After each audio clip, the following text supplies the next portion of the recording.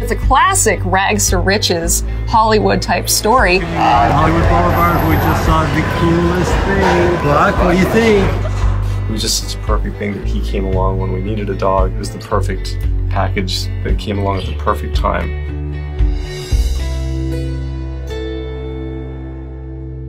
Buckley was found as a stray, so he was wandering the streets of Emporia, Kansas. He was a good 30 pounds underweight. You know, he'd been there for 3 weeks, so I can only imagine how emaciated he must have been when he was first picked up.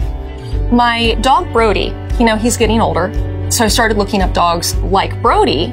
Chris was actually shooting during the time that I'm looking up other dogs. I ended up finding a dog that was a cross between a farm collie type dog and a St. Bernard, which coincidentally is the same cross that Buck is in Jack London's Call of the Wild. I see this name Buckley, and of course the main character in Call of the Wild is named Bucks, but when I brought it up to the women at the Emporia Animal Shelter, they weren't aware of Call of the Wild or Buck, so Buckley was just the name that they opted to give him when he came in. Completely random. That was the weird thing about it. The serendipitous of it was just too much. I decided to load up my dog Brody in a rented SUV and make the drive to Kansas.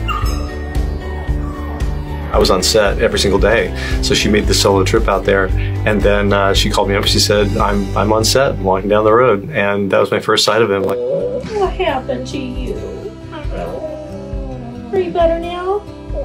We were having difficulty finding a real stand-in for Buck. The Buck described in the novel is a very specific combination of 2 different breeds, and this is a combination you just can't find anywhere. But one of the craziest things is that, you know, we're on set, we're getting pretty deep into things, and here comes Jess with this dog she found in Kansas, and he's the exact right dog that we needed. We had a guy on set who was standing in for Buck, but the actual Buck had yet to be created. One of the first things that he did, there is originally a scene in the film in which dogs are eating pancakes. We brought in Buck and asked Buck, "Will you eat these pancakes for us?" So he goes from, you know, being on the streets to hungry and sad and cold, and now he's on the set of a major motion picture being asked to eat pancakes, please.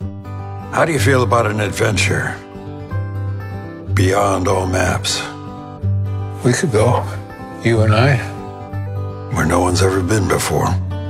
The reason that the story Call of the Wild endures is it's all about life. It's going to be a linear adventure that wanders, and you have to deal with surprises and not let them defeat you, but let them make you stronger.